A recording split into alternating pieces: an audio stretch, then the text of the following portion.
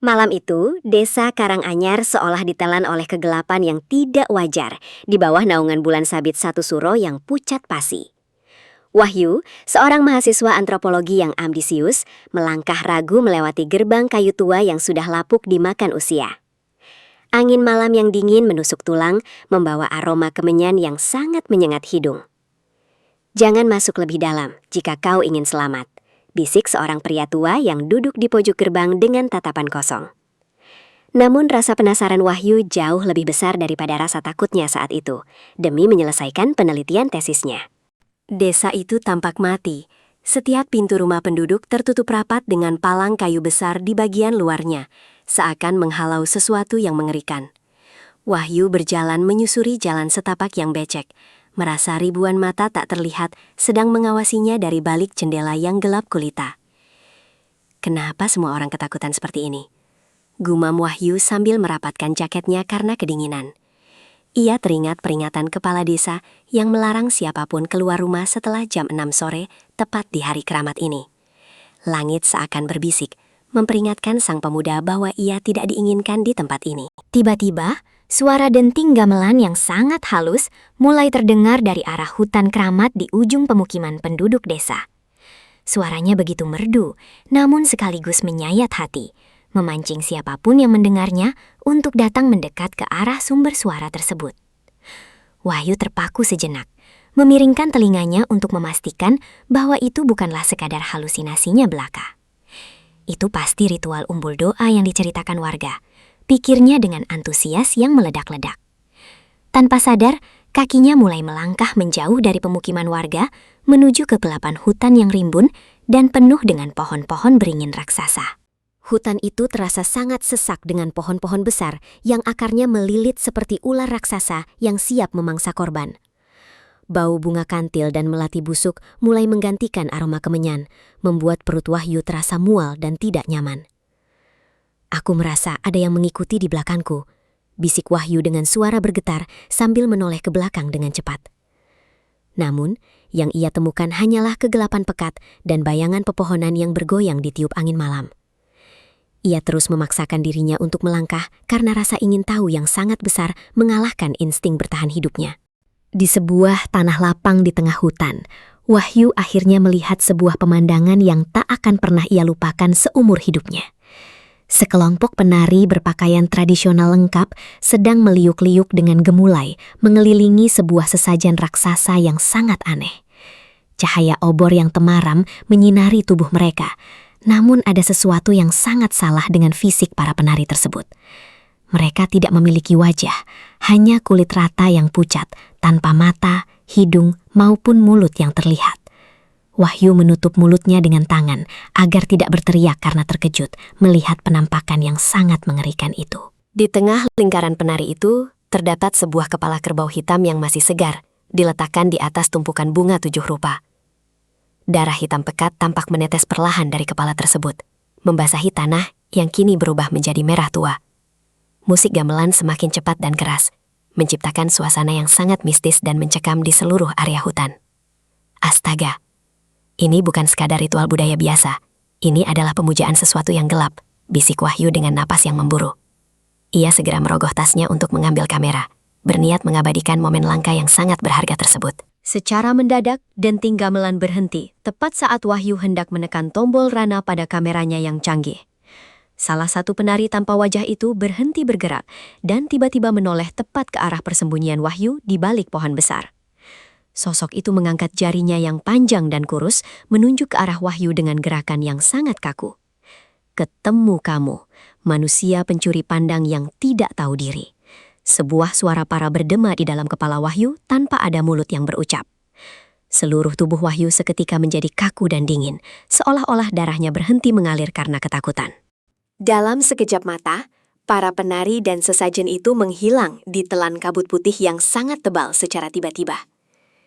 Lingkungan hutan di sekitar Wahyu berubah secara drastis, menjadi sebuah pasar tradisional yang sangat ramai dengan orang berlalu lalang.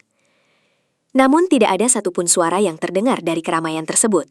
Semuanya sunyi senyap seperti film bisu. Orang-orang di pasar itu memiliki kulit yang sangat pucat dan tatapan mata yang kosong seperti mayat hidup. Wahyu menyadari bahwa ia tidak lagi berada di dunianya. Ia telah terseret masuk ke dalam dimensi gaib yang sangat berbahaya. Wahyu mencoba berlari kembali ke jalan yang ia lalui tadi. Namun, semua jalan kini telah berubah menjadi lorong-lorong pasar yang tidak berujung. Setiap kali ia berbelok, ia justru kembali ke tempat yang sama, dengan pemandangan yang semakin aneh dan tidak masuk akal. "Tolong, apa ada orang di sini yang bisa membantuku?" teriak Wahyu dengan kencang, namun suaranya seolah tertelan oleh kesunyian yang mencekam.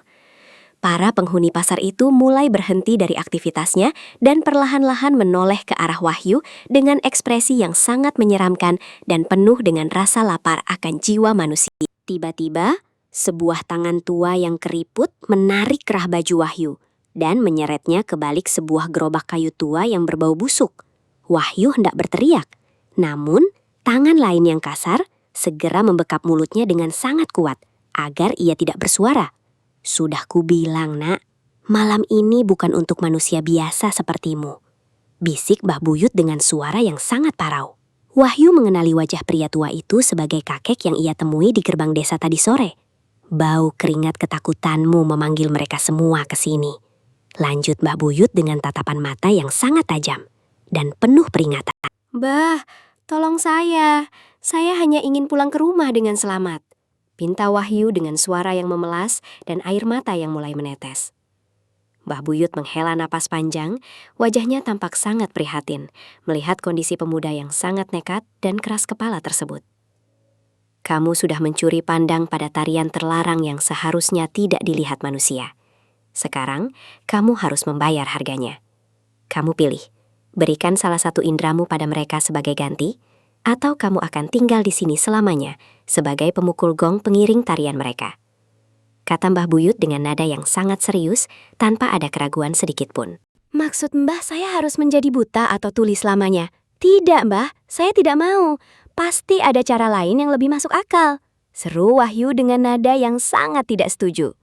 Mbah Buyut segera menutup kembali mulut Wahyu karena suara teriakan itu mengundang perhatian sosok-sosok gaib di sekitar mereka. "Jangan berisik, mereka datang bersama angin malam ini. Lihat, sinden itu sudah membawa selendang merah untuk menjerat lehermu," bisik Mbah Buyut sambil menunjuk ke arah sosok wanita cantik bergaun hijau yang berjalan melayang menuju ke arah persembunyian mereka berdua dengan senyuman yang sangat mengerikan. Dari kejauhan, muncul sosok yang sangat besar dan tinggi, dengan pakaian lurah kuno yang berwarna hitam legam. Langkah kakinya membuat tanah bergetar hebat, dan auranya terasa sangat menekan hingga membuat Wahyu sulit untuk sekadar bernafas secara normal. Itu adalah lurah dari desa gaib ini. Dia yang menginginkan jiwamu untuk menjadi abdi selamanya di kerajaan ini, kata Mbah Buyut dengan suara gemetar. Sang lurah memiliki mata merah menyala yang seolah-olah dapat membakar jiwa siapapun yang berani menatapnya secara langsung. Wahyu merasa harapan untuk pulang semakin menipis seiring dengan mendekatnya sosok penguasa kegelapan tersebut. "Lari ke arah timur sebelum cahaya fajar pertama menyentuh bumi, atau kau akan terjebak di sini untuk selamanya," perintah Mbah Buyut sambil mendorong Wahyu keluar dari tempat persembunyian. Wahyu tidak punya pilihan lain selain berlari sekuat tenaga melewati kerumunan makhluk halus yang mulai mengejarnya dengan sangat beringas. "Jangan sampai tertangkap oleh mereka. Teruslah berlari dan jangan pernah menoleh ke belakang apapun yang terjadi," teriak Mbah Buyut yang kini mulai dikerubungi oleh para penjaga pasar gaib tersebut. Wahyu berlari dengan napas yang terengah-engah, melewati lorong-lorong gelap yang dipenuhi oleh duri-duri tajam yang melukai kakinya. Wahyu sampai di sebuah gerbang besar yang terbuat dari jalinan akar pohon berduri yang tampak sangat rapat dan tidak mungkin bisa dilewati manusia. Ia mendengar suara tawa melengking dari sang sinden dan langkah berat sang lurah yang semakin dekat di belakang punggungnya. "Lebih baik aku terluka parah daripada jiwaku harus hilang dan terjebak di tempat terkutuk ini," teriak Wahyu dengan penuh tekad yang sangat kuat. Ia melemparkan tubuhnya ke arah semak berduri tersebut, membiarkan kulitnya tersayat-sayat demi bisa menembus pembatas antara dunia gaib dan dunia nyata yang sangat tipis tersebut. Tepat saat jemari dingin sang lurah hendak menyentuh bahunya, Cahaya matahari pagi pertama menyinari ufuk timur dengan sangat terang. Seluruh pemandangan pasar gaib dan sosok-sosok menyeramkan itu seketika menjerit kesakitan dan lenyap menjadi abu yang terbawa oleh angin pagi. Wahyu jatuh tersungkur di tanah pinggiran desa Karanganyar yang kini sudah tampak normal kembali dengan kicauan burung yang saling bersahutan. Ia terengah-engah dengan tubuh penuh luka sayatan dan pakaian yang sudah robek tidak karuan.